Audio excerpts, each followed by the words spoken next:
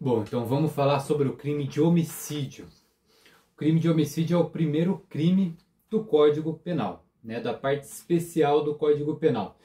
Então o Código Penal ele é dividido em duas partes. A parte geral, que estão as normas gerais de direito penal, né, sobre a tentativa, sobre o dolo, sobre a culpa, sobre todos os tipos de disposições e regras que definem a aplicação do direito penal como um todo. E a parte especial, que é onde estão os crimes de fato, os crimes em espécie, né? As condutas tipificadas que caracterizam os crimes. O homicídio é o primeiro crime da parte especial. Ele está no artigo 121, mais precisamente ali no título 1 dos crimes contra a pessoa, no capítulo 1 dos crimes contra a vida. O crime de homicídio ele é possivelmente o crime mais simples que a gente tem no ordenamento jurídico. Ele é composto de duas palavras, o verbo e o núcleo. O verbo matar e o núcleo alguém. Ou seja, matar alguém. Esse é o crime de homicídio. É extremamente simples, não tem segredo nenhum. Então é simplesmente tirar a vida de um ser humano. Esse é o crime, esse é o delito de homicídio previsto no artigo 121.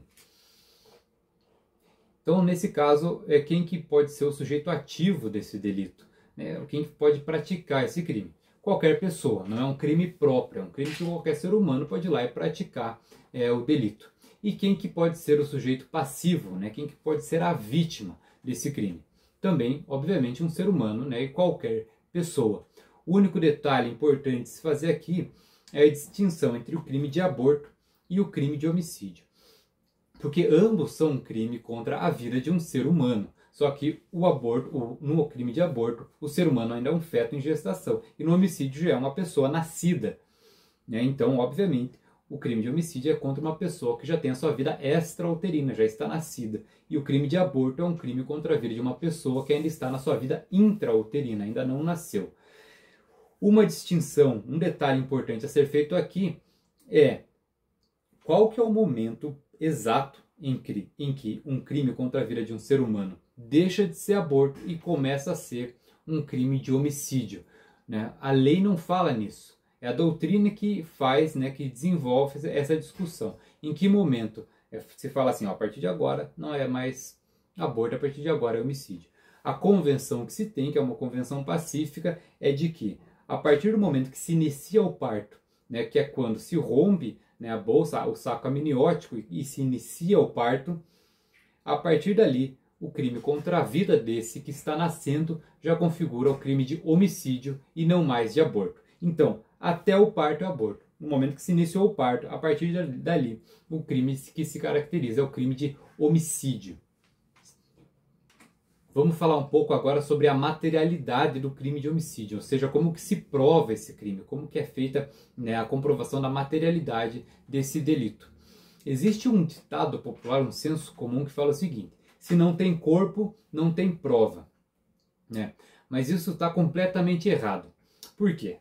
Vamos por partes. Lá no artigo 158 do Código de Processo Penal se diz o seguinte: nos crimes que deixarem vestígios, é indispensável o exame de corpo de delito.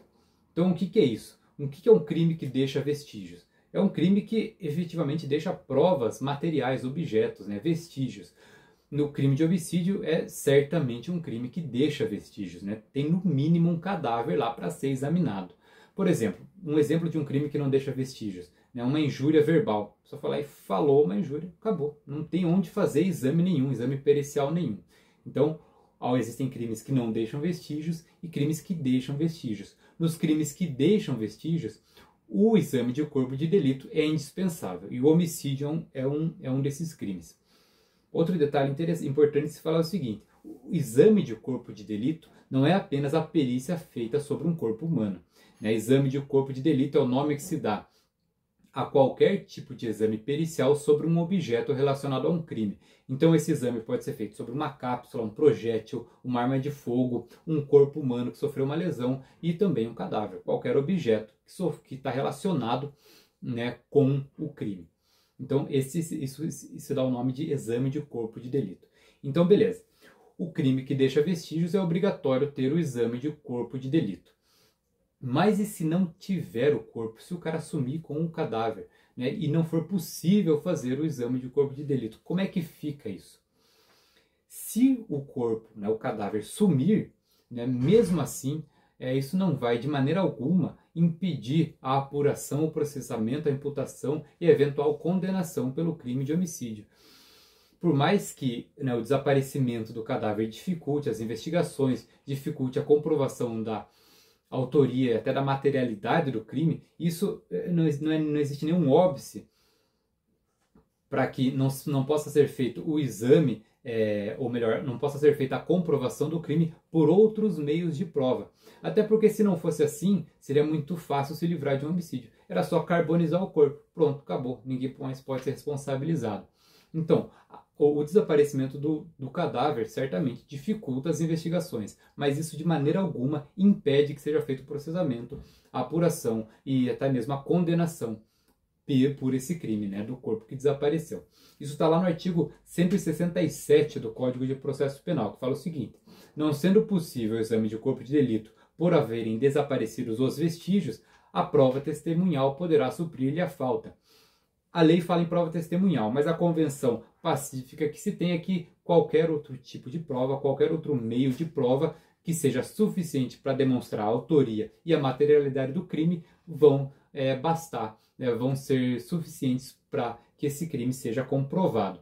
Então, se desaparecer o corpo e não for possível realizar o exame de corpo de delito, outros meios de prova poderão ser suficientes, poderão ser usados para que seja feita a comprovação da materialidade e da autoria desse crime. Bom, agora em relação a algumas classificações, né, doutrinárias do crime de homicídio. Então, primeiro, é um crime comum. Comum por quê? Porque qualquer pessoa pode praticar, o que é diferente de um crime próprio. Por exemplo, o crime de peculato, que só funcionário público pode praticar. Homicídio não, é um crime comum porque qualquer um pode ir lá e praticar esse delito. É um crime que ele é simples porque ele protege apenas um único bem jurídico, né? Então, é diferente de um crime complexo que protege mais de um bem jurídico. Por exemplo, o latrocínio. Latrocínio protege a vida e o patrimônio, enquanto que o homicídio protege apenas a vida humana. Então, por isso é classificado como um crime simples.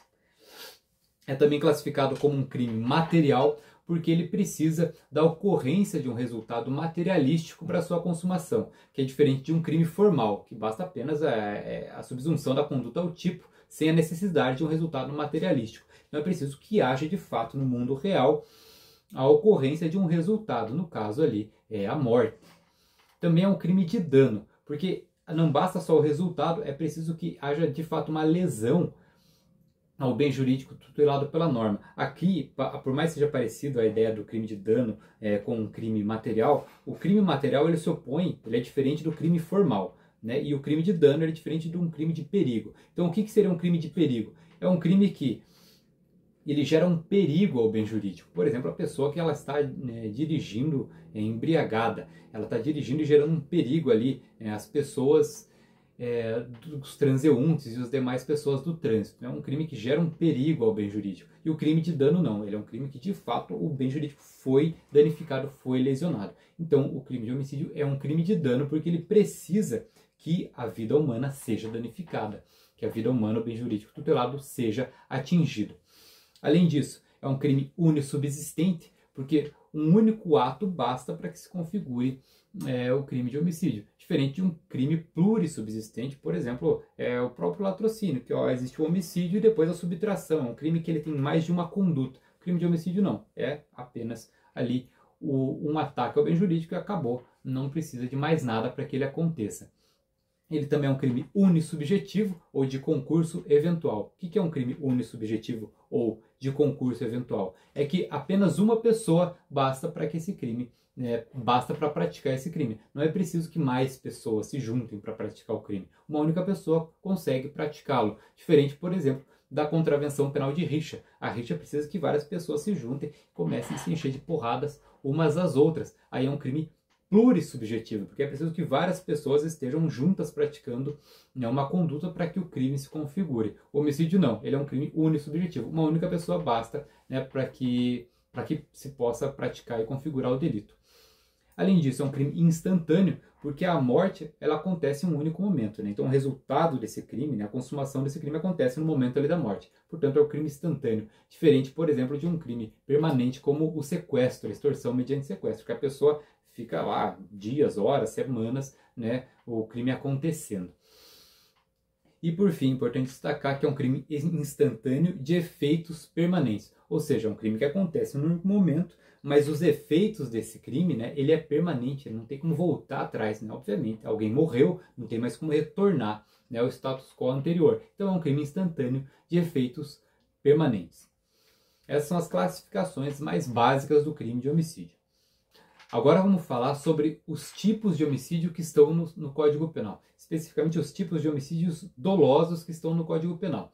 Então a gente vai ter o seguinte, a gente vai ter no caput do artigo, né? Então no caput, o caput é justamente ali o número, né? Se chama cabeça, então não é nem os parágrafos, nem os incisos, nada, é a primeira linha do que está logo ali no artigo 121. Então no caput está o homicídio simples, matar alguém.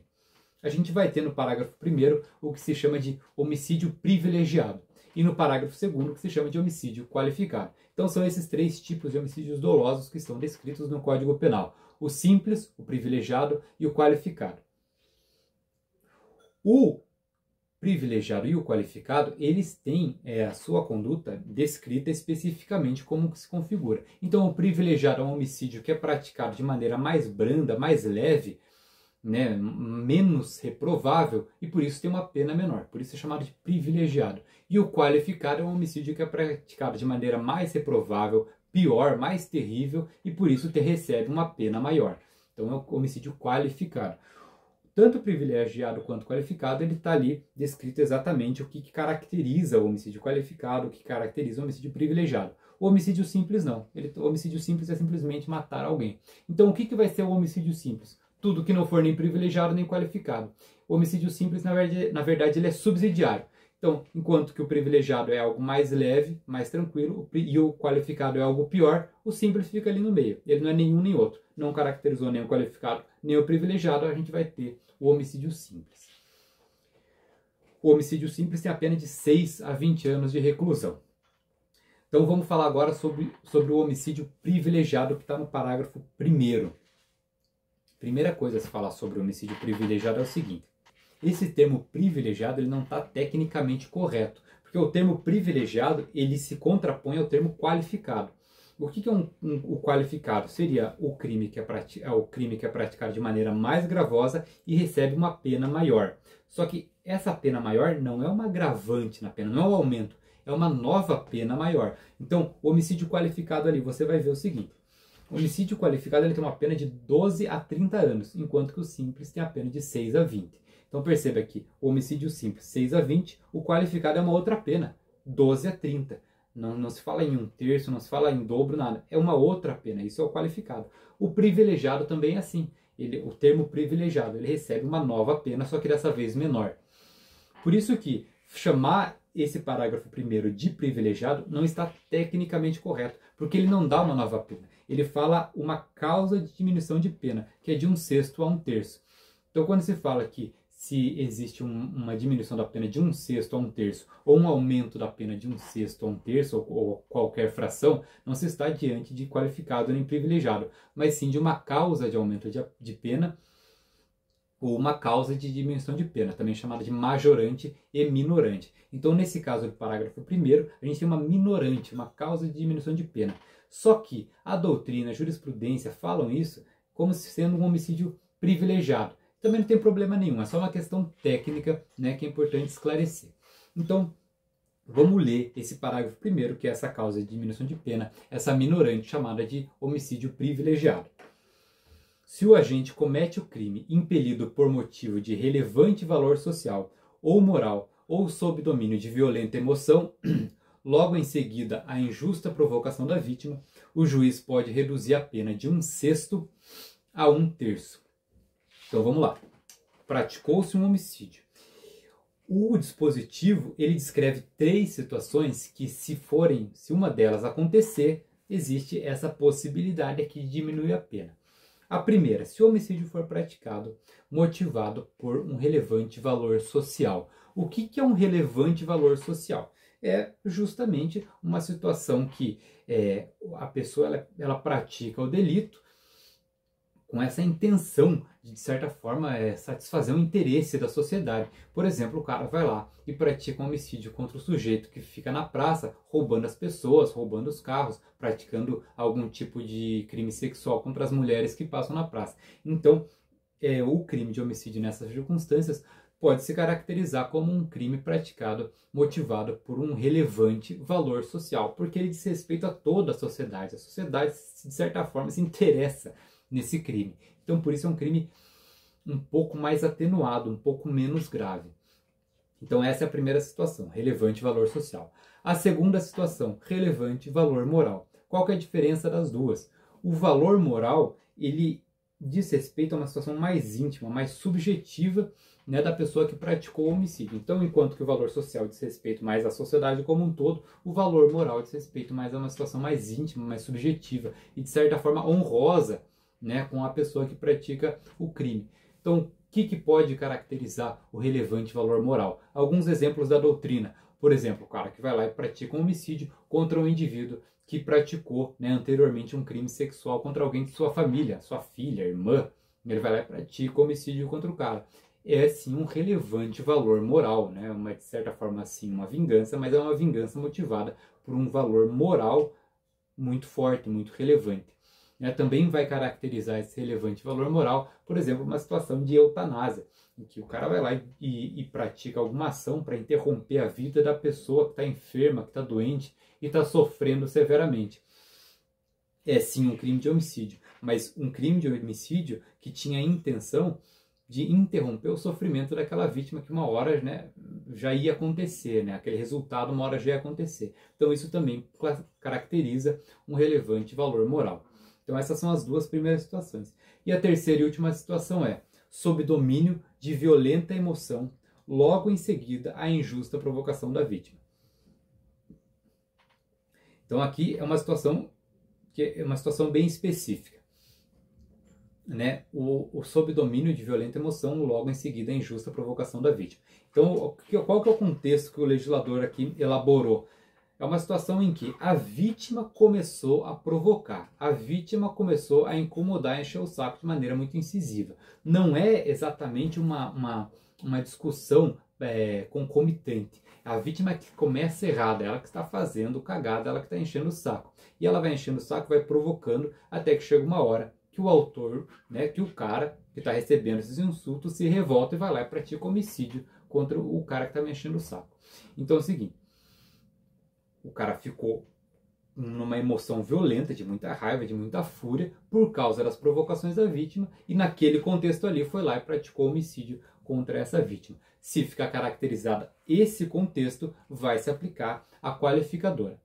Um detalhe importante é o seguinte, o dispositivo fala bem especificamente, logo em seguida a injusta provocação. Então é logo em seguida, não é no dia seguinte, não é depois, é logo em seguida. A vítima está provocando, está incomodando, o cara ficou muito estressado, foi lá e praticou homicídio. Aí caracteriza essa minorente.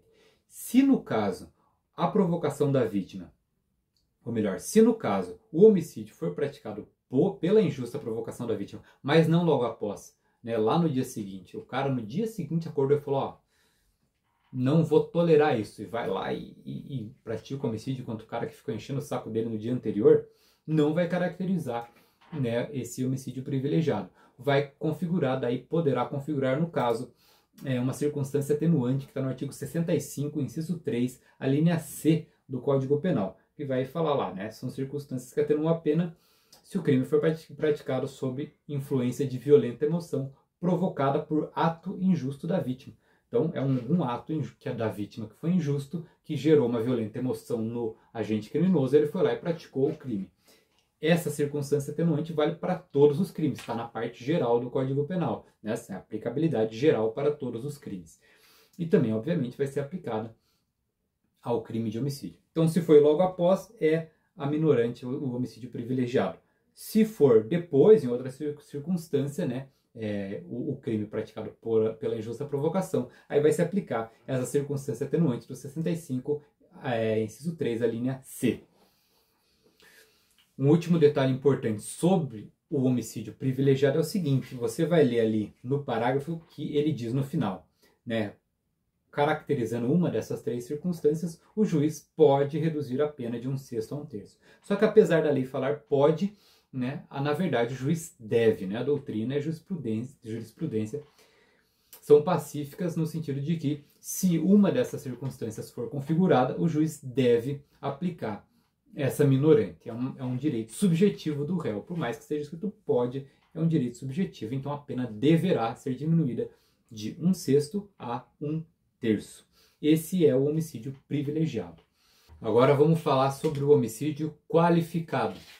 O homicídio qualificado está previsto no parágrafo 2º do artigo 121, que vai ter ali 9 incisos descrevendo várias condutas, muito mais do que 9, várias situações, várias condutas que tornam o crime de homicídio mais grave e por isso ensejam uma pena maior, no caso a pena de 12 a 30 anos de reclusão. Então vamos ler rapidamente e dar uma observada sobre cada uma dessas circunstâncias qualificadoras. Então no inciso 1º, mediante paga ou promessa de recompensa ou por outro motivo torpe. Mediante paga ou promessa de recompensa é o cara que pratica o homicídio para receber um dinheiro, é o assassino de aluguel. Outro motivo torpe é outro motivo cruel, outro motivo horrível, terrível, né? Torpe. Então é uma coisa genérica que pode abranger várias situações. Segundo, por motivo fútil, né? Então a pessoa foi lá e praticou um homicídio por uma situação assim banal, por uma dívida de R$10, por uma coisa assim que não tinha razão para praticar aquele crime, motivo fútil. Inciso 3º, com emprego de veneno, fogo explosivo, asfixia, tortura, outro meio insidioso ou cruel que possa resultar perigo comum. Nesse caso aqui, são circunstâncias que geraram sofrimento exagerado à vítima, né? Explosiva, asfixia, tortura, ou também uma situação que possa gerar um perigo comum. Então, uma explosão que outras pessoas poderiam estar envolvidas também, poderiam ser atingidas, né, por aquela situação. Então, também vai caracterizar essa qualificadora. A traição, emboscada ou mediante dissimulação ou outro recurso que dificulte ou torne impossível a defesa da vítima. Então a traição é a pessoa que ela enganou a vítima, né, ou se fingiu de amigo ou era um amigo e conduziu a vítima até um lugar lá para que pudesse praticar o crime. Uma emboscada, né, uma campana, alguma coisa do tipo. Ou uma dissimulação também. Tudo muito semelhante, né? Uma traição, uma simulação, enganou a vítima de alguma forma para que pudesse praticar o crime, ou outro recurso que dificulte ou torne impossível a defesa dessa vítima. Então a vítima foi dopada, foi drogada, ou ela estava de costas, alguma coisa desse tipo, porque a vítima não podia nem mesmo se defender. O inciso 5, para assegurar a execução, ocultação, impunidade ou vantagem de outro crime. Então, por exemplo, o cara pratica homicídio para assegurar execução, ocultação e impunidade em relação a outro crime. Então ele, por exemplo, tira a vida de uma testemunha que viu ele praticando um outro crime. Então, para que essa testemunha não faça algum depoimento contra ele, ele vai lá e pratica homicídio. Vai caracterizar essa qualificadora no inciso 5. Feminicídio estava no inciso 6º, né? Foi revogado, saiu o inciso 6º, feminicídio agora é um crime autônomo. Antes era uma qualificadora. Em 2024 foi revogado e se tornou um crime autônomo no artigo 121A. Em outro vídeo vamos falar sobre o feminicídio. Inciso 7. O crime de homicídio praticado contra a autoridade ou agente descrito nos artigos 142 e 144 da Constituição Federal, integrantes do sistema prisional da Força Nacional de Segurança Pública, no exercício de função ou em decorrência dela, ou contra seu cônjuge, companheiro ou parente consanguíneo até o 3º grau, em razão dessa condição. Vamos explicar esse inciso, né, longo pra caramba, foi colocado em 2015 também, no mesmo ano da qualificadora do feminicídio. Então, um homicídio praticado contra os autoridade ou agente descrito nos artigos 142 e 144 da Constituição Federal. Quem que está descrito no artigo 142 e 144 da Constituição Federal? Vão ser as Forças Armadas e as forças de segurança pública. Então, nas Forças Armadas a gente vai ter, né, os militares e em atividade e oficiais do Exército, Marinha, Aeronáutica, e as Forças de Segurança Pública. A gente vai ter policiais federais, policiais rodoviários federais, policiais civis, militares, corpo de bombeiros, policiais penais federais, estaduais, distritais. Então, se o homicídio for praticado contra essas pessoas, né, mas não somente contra essas pessoas, assim, né, existe uma motivação que é a seguinte: o homicídio for praticado contra essas pessoas em razão delas para exercerem essa função. Então é o seguinte, não é só o homicídio praticado contra policiais ou militares, é o crime praticado contra policiais, né, pessoas da segurança pública e militares, porque eles estão exercendo essa função. Então é um crime que, além de ser contra aquela vítima, aquela pessoa, é também um ataque contra as forças de segurança pública e as forças militares. Por isso que recebe essa qualificadora. E não apenas ao integrante da Força Armada ou à Força de Segurança, mas também contra seu cônjuge, companheiro ou parente até o 3º grau, se o homicídio for praticado em função desse parentesco. Então, foi lá e atacou o cônjuge da pessoa com a finalidade de atingir o policial militar X ou policial civil X. Então, se a motivação do crime de homicídio for o fato de alguém, da vítima ou de um parente dessa vítima, ser um integrante da Força Armada ou das Forças de Segurança Pública, se a motivação do crime for isso, vai incorrer aqui nessa qualificadora do inciso 7. Um detalhe importante é o seguinte: parente consanguíneo até o 3º grau. Então, o 3º grau é até o tio, né? Então, tá aqui a pessoa, vai 1º grau pai, 2º grau avô, 3º grau os tios, né? Então, até o tio, né, vai caracterizar essa qualificadora. Inciso 8º, com emprego de arma de fogo de uso restrito ou proibido, né? Conforme a lei 10.876 de 2003, lá as armas que são de armas de fogo de uso restrito ou proibido. E por fim, o último inciso, né, que qualifica o crime de homicídio, é aquele crime praticado contra menor de 14 anos. Então, se a vítima for menor de 14 anos, também vai incidir essa qualificadora e vai se tornar o crime de homicídio qualificado. Agora, uma coisa importante a ser observada que é o seguinte: as qualificadoras elas se dividem entre qualificadoras subjetivas e qualificadoras objetivas. Qual que é a importância disso? A subjetiva é aquela que diz respeito à motivação do agente criminoso, e as objetivas dizem respeito ao meio de execução. Por exemplo, o que seria uma qualificadora subjetiva? O motivo fútil, porque a pessoa ela tem uma motivação dentro dela para praticar aquele crime. Um motivo fútil, é uma coisa dentro dela, é subjetivo. O que seria uma qualificadora objetiva? Por exemplo, esse último que a gente viu, com emprego de arma de fogo de uso restrito ou proibido. Não existe uma motivação dentro dela para usar aquela arma de fogo. Ela usou a arma de fogo que tinha e no fim era restrita ou era proibida. Então, existe a diferença entre qualificadoras subjetivas e qualificadoras objetivas. Eu separei aqui quais são as qualificadoras de caráter subjetivo.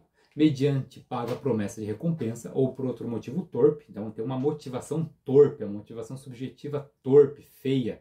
Né? Motivo fútil para assegurar a execução, a ocultação, impunidade ou vantagem em outro crime. Então a motivação dentro da pessoa era assegurar, né, a vantagem em outro crime. Uma motivação pessoal, subjetiva. Contra uma autoridade, obviamente as autoridades de Força de Segurança Pública e de Força de Segurança Nacional, porque a motivação dentro do agente criminoso é justamente atingir aquele integrante das Forças Armadas, né? Então é também uma motivação subjetiva. Essas são as qualificadoras subjetivas. E as objetivas são as relacionadas ao meio de execução, com emprego de veneno, fogo explosivo, tortura ou outro meio insidioso ou cruel. Aqui pode ser sim uma qualificadora subjetiva, por exemplo, a tortura, né? De certa forma a pessoa tinha intenção de aumentar o sofrimento. Mas no geral, por exemplo, o explosivo é um meio de execução, então vai se caracterizar, no geral, uma qualificadora de caráter objetivo. A traição, emboscada, isso também é questionável, mas no geral, por exemplo, uma situação que impossibilite a defesa do ofendido, por exemplo, atacar pelas costas, não é subjetiva, é mais um meio de execução, uma qualificadora de ordem objetiva. Da mesma forma, o emprego de arma de fogo de uso restrito e contra menor de 14 anos. São características objetivas, né, que não estão relacionadas à motivação do crime. Por que é importante fazer essa separação? Porque é o seguinte, existe a possibilidade de um crime de homicídio ser privilegiado e ao mesmo tempo ser qualificado. Então, o homicídio privilegiado é aquele lá que ele foi motivado por um relevante valor social ou moral ou após provocação injusta da vítima. Então, o homicídio privilegiado, ele tem essa característica de ser mais brando justamente por ter uma motivação um pouquinho mais nobre. Enquanto que o homicídio qualificado, ele tem uma pena mais grave por ter uma motivação mais cruel, mais hedionda. Mas, imagine que a situação é a seguinte, o cara vai lá e pratica um homicídio contra um indivíduo que cometeu um crime de violência sexual contra sua filha. Só que ele usa uma arma de uso restrito. Percebe que é plenamente possível você colocar as duas situações juntas, tanto o privilegiado quanto o qualificado. Né? O cara praticou um homicídio privilegiado, porque ela tinha um relevante valor moral, mas foi qualificado porque usou uma arma de uso restrito. Né? Mas uma coisa não interfere a outra. Então é possível que exista esse homicídio qualificado privilegiado. Agora, se a qualificadora for de característica subjetiva, ela não vai conseguir coexistir junto com o homicídio privilegiado. Não tem como o cara, por exemplo, praticar um homicídio de relevante valor moral por um motivo fútil. Né? São duas coisas antagônicas. Ou o motivo é fútil e torpe, sujo e errado, ou tem um relevante valor moral. Então, as qualificadoras, isso é muito importante, as qualificadoras de caráter subjetivo, elas não andam junto, elas não se combinam com o homicídio privilegiado. Ou é um ou é outro. Agora, o homicídio privilegiado, ele é totalmente possível de ser combinado com o homicídio qualificado quando a qualificadora tem um caráter objetivo, que foram aquelas ali que eu elenquei.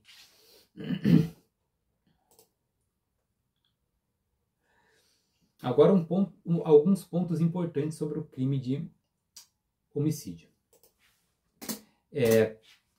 Se fala muito sobre a premeditação, né? Premeditação, crime premeditado. A premeditação não é uma qualificadora, não é uma agravante, não é nada do crime de homicídio, tá?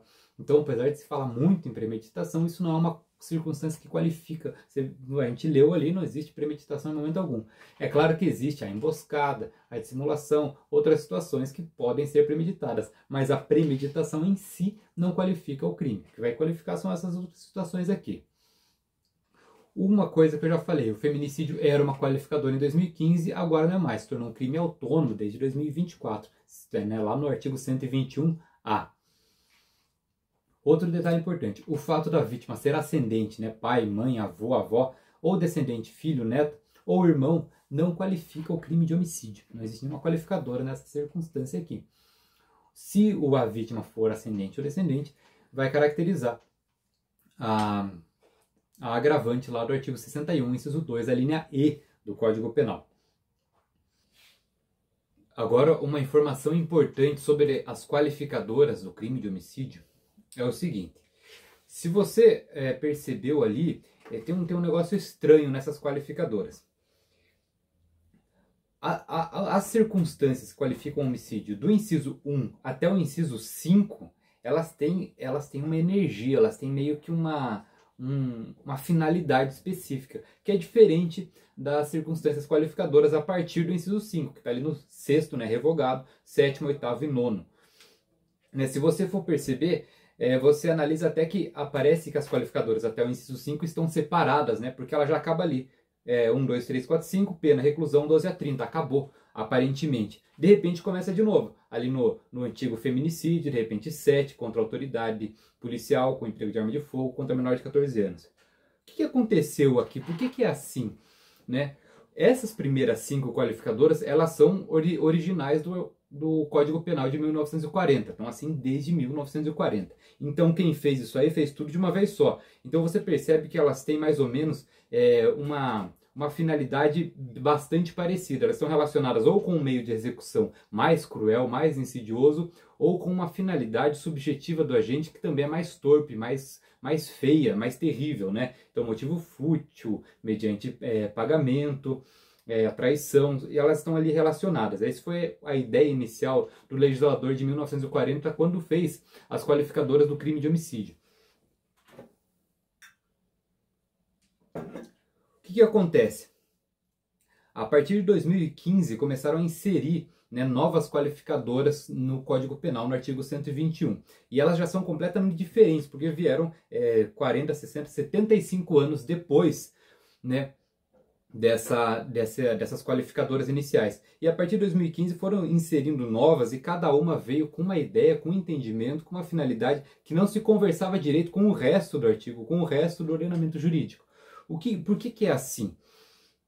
Né? O legislador brasileiro ele tem essa mania, né? Eles não param lá, o Congresso Nacional, os deputados e os senadores, eles não param para analisar, né, todo o nosso sistema de leis penais e criar um sistema orgânico, inteligente, sistemático, né, eficiente para fazer um ordenamento jurídico criminal bom, eficiente.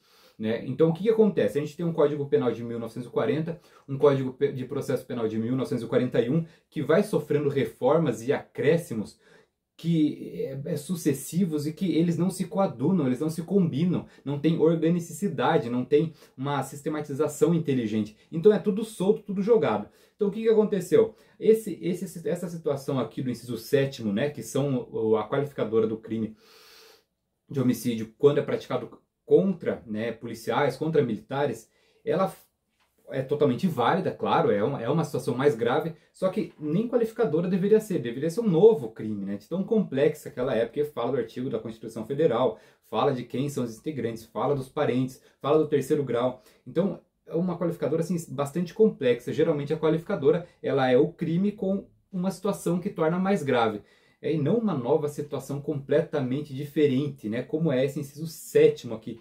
E por que ele veio? Ele veio como resposta de uma onda que tinha de violência contra policiais. Começou ali mais ou menos no ano 2010. Depois, posteriormente, a gente vai ter ali 2019, 3964, pacote anticrime, aquela lei terrível, mal feita, mal pensada, mal elaborada, sobre vários aspectos. Ela colocou ali, com emprego de arma de fogo de uso restrito ou proibido, ou seja, qualificou também. Outra situação esquisita, porque nesse ano, nessa época, teve uma flexibilização muito maior do acesso às armas de fogo. Então o legislador pensou, pô, mas ali liberou por um lado, vamos tentar restringir do outro, e enfiou essa qualificadora aqui mal encaixada, né? Porque uma coisa é você utilizar, praticar o homicídio ali de uma maneira cruel, de uma maneira sádica, né, com explosivo, que realmente é uma coisa visível. Agora, arma de uso restrito, isso aí uma portaria do Exército muda de um dia para o outro, então fica uma qualificadora assim pouco inteligente. Você não consegue perceber por que o crime ficou tão grave. Qual a diferença? Usar arma de uso permitido do uso restrito, sendo que de um ano para o outro muda essa lista de quais são as armas de uso permitido, quais são as armas de uso restrito. Então mais uma qualificadora mal pensada, né? Daí a gente tem em 2022 a lei chamada Lei Henri Borel, 14.344 de 2022, que incluiu ali o homicídio qualificado, como homicídio sendo qualificado quando é praticado contra menor de 14 anos. Novamente, o legislador ele só se mexe quando acontece alguma coisa. Então aconteceu aquele crime terrível lá contra o menino Henri Borel, e o Estado, o Congresso, precisava dar uma resposta rápida e nunca se pensa sobre todo o sistema, sobre toda a organização das leis penais. Apenas se enfia uma lei ali grave e severa para dizer que se está fazendo alguma coisa. Isso tem um nome bem específico que é direito penal simbólico. Simbólico é simplesmente para parecer uma coisa, né? Um simbolismo para a sociedade sentir que algo está sendo feito. Mas não está sendo feito algo inteligente. Está sendo feito algo às pressas para dar uma resposta social e acalmar um pouco os ânimos. Então foi incluído aqui essa qualificadora contra menor de 14 anos. Né? E é válido, claro, né? Um homicídio contra um menor de 14 anos ele é mais grave. Isso é natural. Só que ela já não se conversou, porque já existia em 2003, né, incluído pelo Estatuto da Criança e do Adolescente, uma majorante, uma causa de aumento de pena do homicídio praticado contra menor de 14 anos. Se você vê ali, ó, algumas linhas depois, parágrafo 4º, né, se o homicídio doloso praticado contra menor de 14 anos, a pena aumenta 1/3. Então a pessoa que fez essa qualificadora do inciso 9, em 2022, ela não leu, ela nem parou para ler o parágrafo 4º. Poderia ao menos ter revogado, não revogou. Então, quando você lê o parágrafo 4º que fala que o homicídio praticado contra menor de 14 anos aumenta a pena em 1/3. E daí você lê o parágrafo 2º que fala que o homicídio contra menor de 14 anos qualifica o crime, você fica, ué, o que vale aqui, né? Isso é o legislador brasileiro na sua técnica terrível. Então, como é que a gente faz isso aqui, né?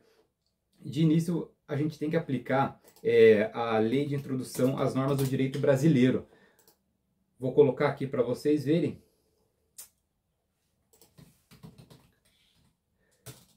Né? Então, ali no parágrafo 2º do artigo 2º diz: a lei nova...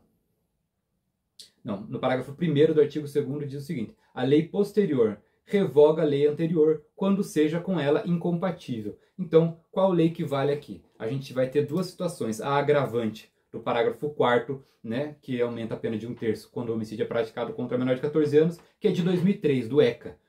E a gente tem essa qualificadora de 2022, que é igualzinho ao homicídio contra menor de 14 anos. Qual vale? Vale a que veio depois, porque elas são iguaizinhas. Então, houve essa revogação tácita ali do finalzinho do parágrafo 4º do artigo 121, valendo essa qualificadora do inciso 9, parágrafo 2º do artigo 121. Além disso, também esse parágrafo 2º, esse inciso 9, ele também incluiu o parágrafo 2º-B, né? Também relacionado com homicídio praticado contra menores de 14 anos, que é a pena vai aumentar de 1/3 se a vítima é pessoa com deficiência ou uma doença que torne ela mais vulnerável, ou vai aumentar de 2/3 se o autor é ascendente, né? Padrasto, madrasta, tio, irmão, cônjuge, né? Tutor, curador, empregador, nossa, ou por qualquer outro título tiver autoridade sobre ela. Podia arriscar tudo e colocar tiver autoridade sobre ela, mas enfim, se por qualquer outro título, sendo tutor, curador, preceptor, cônjuge, tio, irmão, padrasto, madrasta, pelo menos não falou vô, né? Já falou ascendente, já incluiu tudo isso aqui. Vai aumentar de 2/3 se o agente criminoso tivesse autoridade, tivesse parentesco ascendente sobre a vítima, e também vai aumentar de 2/3 se o crime for praticado em uma instituição de educação básica pública e privada. Esse último inciso já foi incluído em 2024. Né? Você vê que ele também poderia ser colocado no inciso 2. Então, é meio esquisito sim, porque é mal feito e mal pensado. Mas só para entender aqui. Então a gente tem a qualificadora do crime de homicídio do inciso 9, homicídio quando é praticado contra menor de 14 anos, e ao mesmo tempo a gente vai ter causas de aumento de pena nessa qualificadora específica. Então o crime já foi praticado contra menor de 14 anos, já é qualificado. E ainda vai ter essas hipóteses de aumento de pena nessa situação, se a vítima, além de ser menor de 14 anos, ela tiver deficiência ou uma doença que torne ela mais vulnerável, ou se o criminoso for ascendente, pai, mãe, avô, padrasto, tio, tivesse parentesco e tivesse autoridade sobre ela. E também vai aumentar de 2/3 se o crime for praticado, né, dentro de uma instituição de educação básica, pública ou privada.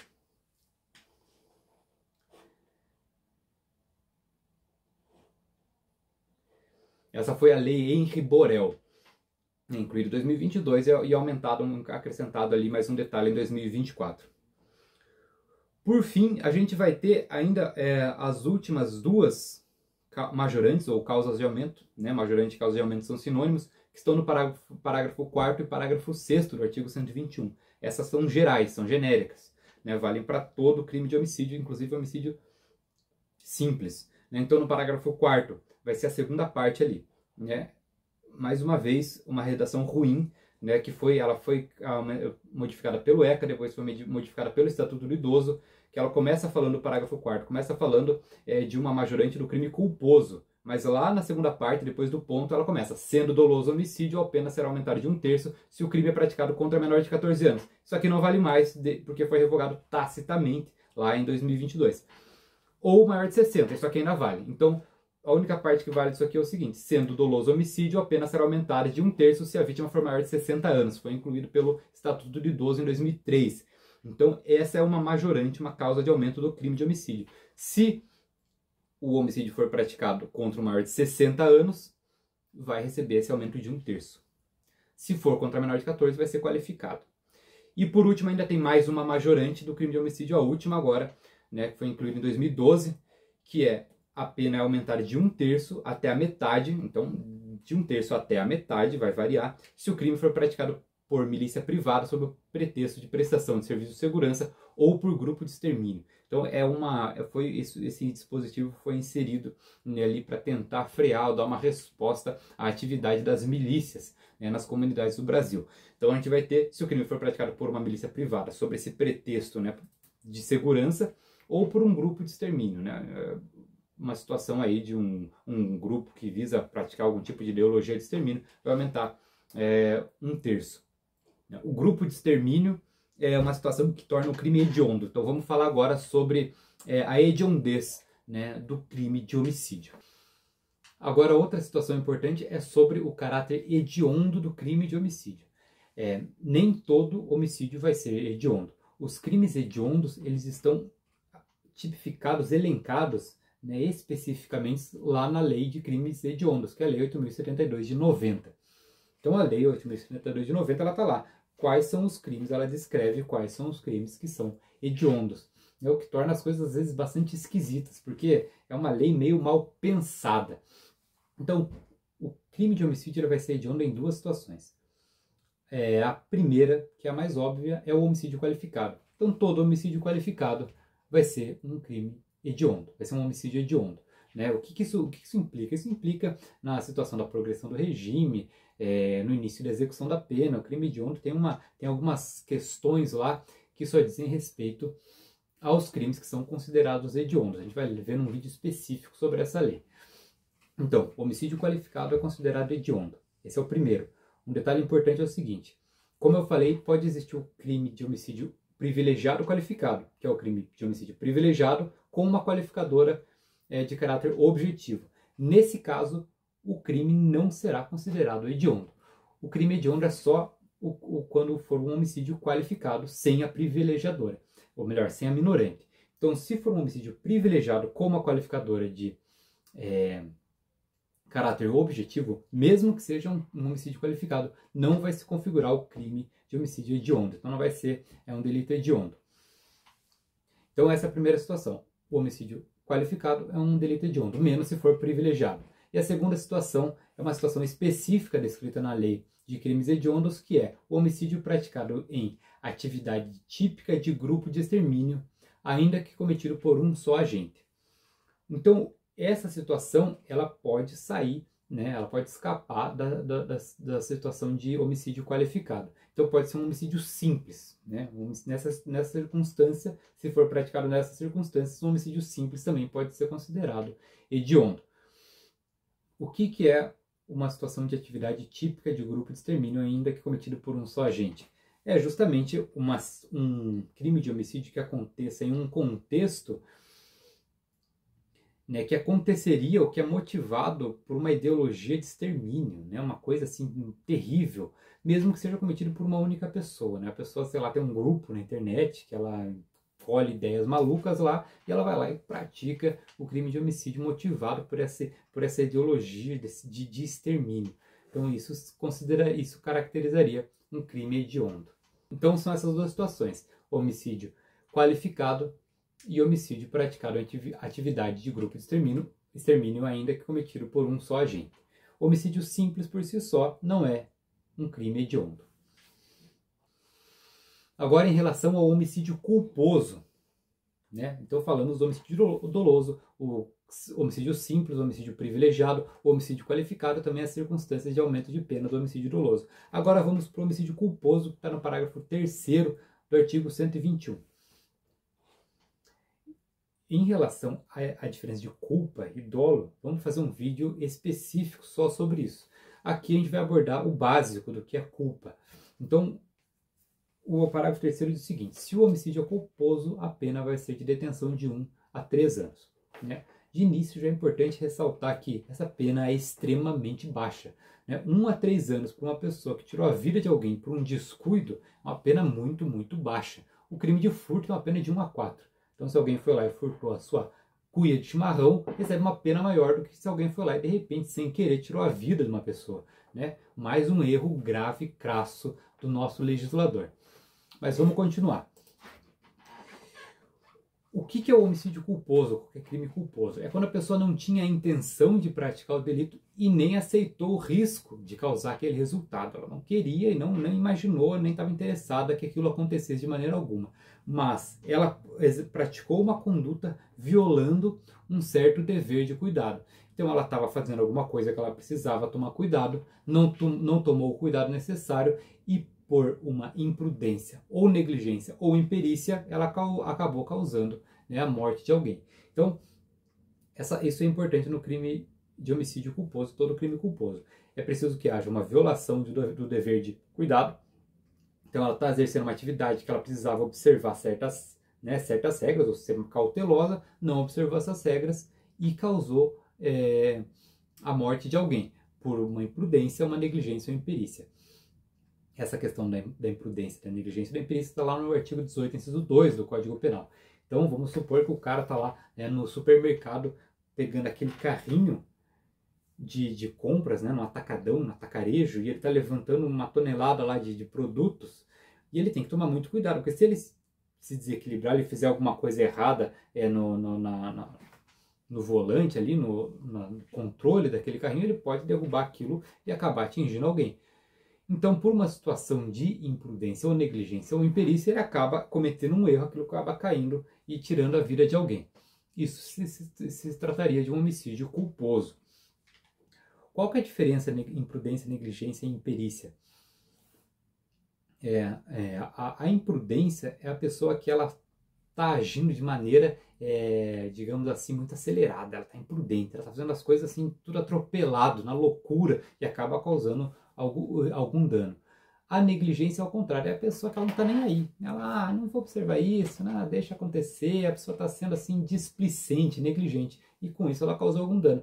E a imperícia é o profissional que está exercendo uma atividade e que ele, no exercício dessa atividade, ele deixou de observar, ele esqueceu de alguma regra ali, por exemplo, um médico que está fazendo uma cirurgia e ele esquece algum detalhe importante e por aquele detalhe importante ele causa a morte da pessoa. Isso seria imperícia, ele foi imperito no exercício da sua atividade profissional. Então essa é a diferença de imprudência, negligência e imperícia.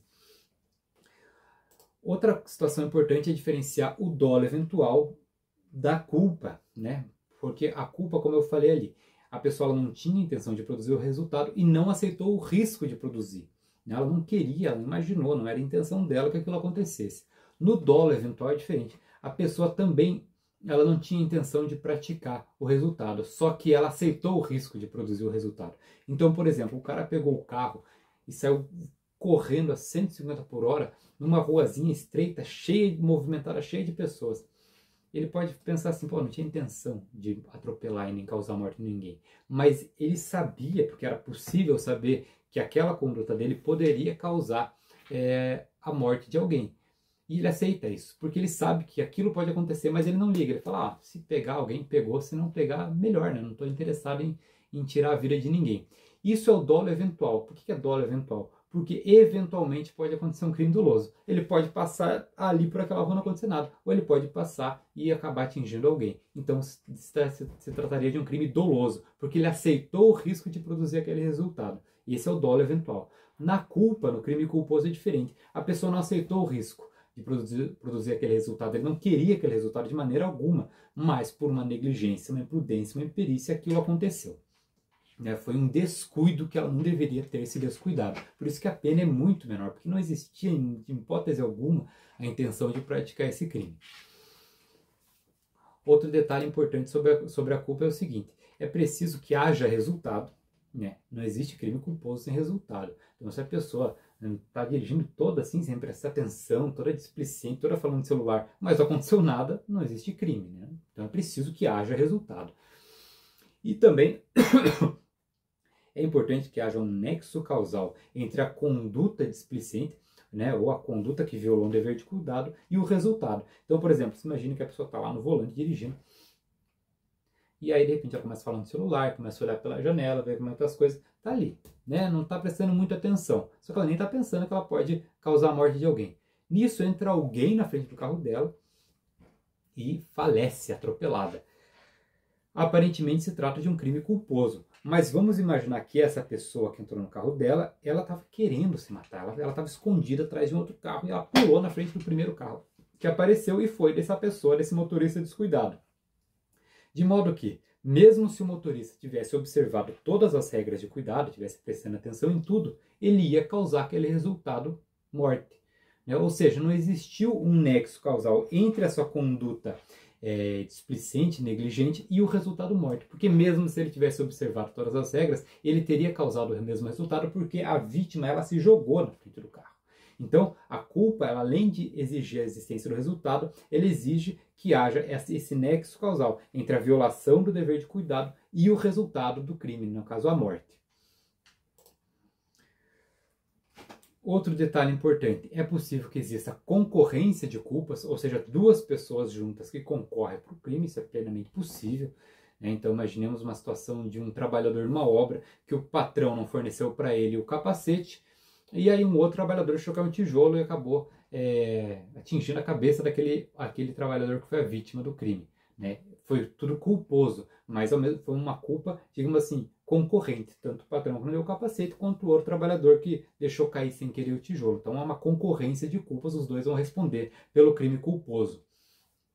Além disso, em relação à compensação de culpas, né, no direito penal não existe compensação de culpas como no direito civil, né, que as pessoas veem quem tem mais, quem causou maior dano e elas dividem ali o dano, né, o valor do pagamento. No direito penal não existe isso. Se uma pessoa fura preferencial e a outra pessoa vem muito rápido e as duas têm o mesmo grau de culpa, as duas vão responder ali pelo resultado, né? Se uma morrer, a outra vai responder. Ou se um pedestre, né, terceiro foi atingido, os dois vão responder, né, pelo crime de homicídio culposo.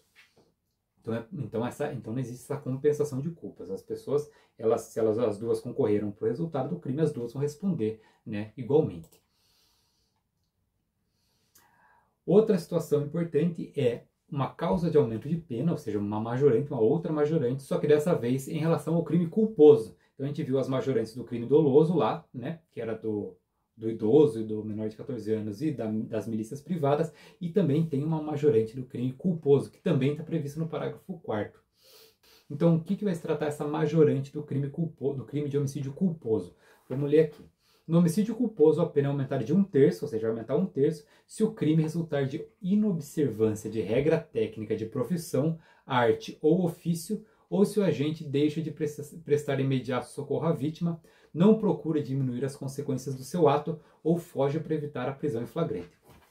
Então, são várias situações pouco claras. Primeiramente, vai aumentar a pena se o crime, né, o homicídio culposo, for resultado de uma inobservância de regra técnica de profissão, arte ou ofício. Aparentemente isso se assemelha muito à imperícia, né? Porque a imperícia que é aquela situação em que o profissional, por algum descuido, causa, né, o crime.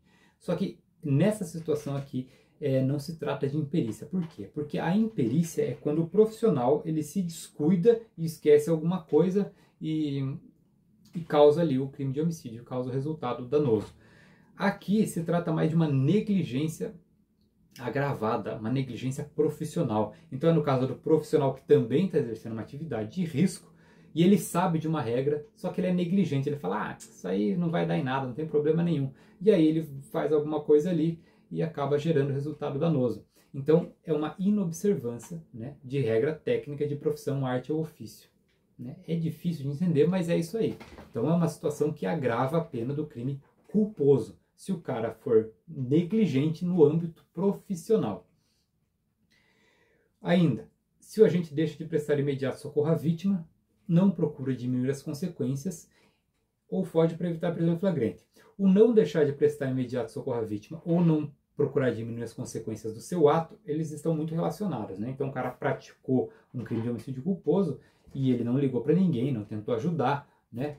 Ficou ali, por exemplo, parado. Né? Nesse caso, vai incidir essa agravante aqui de 1/3.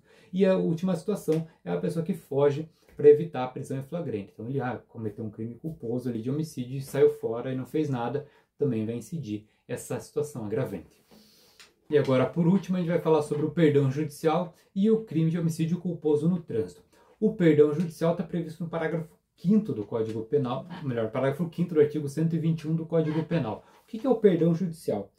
É uma situação em que, vamos ler para ficar mais fácil.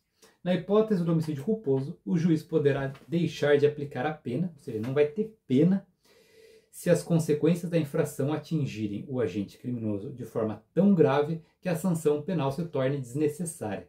Então, acontece quando que é aplicado o perdão judicial? Quando a pessoa que causou aquele crime culposo, perdão judicial somente para crime culposo, né? Obviamente.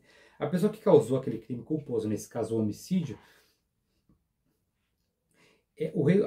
aquela situação que ele causou foi tão horrível para ele, tão horrível que nem precisa aplicar a pena. Por exemplo, uma situação de um pai que causa um acidente de trânsito por uma negligência, por uma imprudência e causa a morte do próprio filho.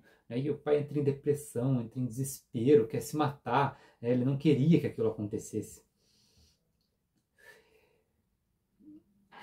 Numa situação como essa, né, é possível que não seja aplicado pena. É mais do que isso, né? A pessoa ela não é nem mesmo considerada culpada. O perdão judicial, ele funciona como uma causa de extinção da punibilidade, ou seja, não tem condenação, não tem reincidência, não tem nada.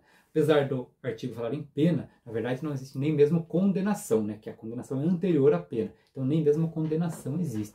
Esse é o perdão judicial. Quando o cara causa um crime e ele é tão atingido por aquilo, tão atingido, e a pessoa fica tão ruim, tão desesperada. Ou, por exemplo, a pessoa, ela causou um acidente de trânsito, também ficou com sequelas gravíssimas, né? Que aí o juiz pode deixar de aplicar a pena.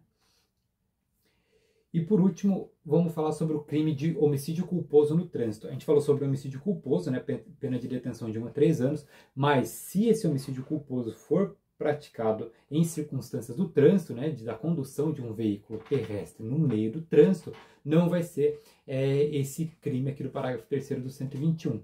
Nesse caso, vai ser o artigo 302 do Código de Trânsito Brasileiro, que é a Lei 9.503 de 1997. Então vai estar lá, praticar homicídio culposo na direção de veículo automotor.